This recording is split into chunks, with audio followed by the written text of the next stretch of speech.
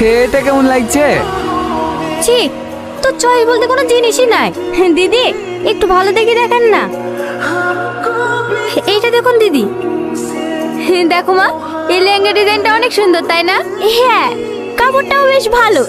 এটাই নিলে আর এত খোঁজাখুঁজি করতে হবে না। তাহলে এটাই প্যাক করে দেন। তোমরা বাইরের দিকে চলো, আমি বিলটা দিয়ে আসছি।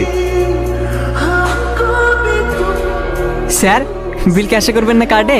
কার্ডে।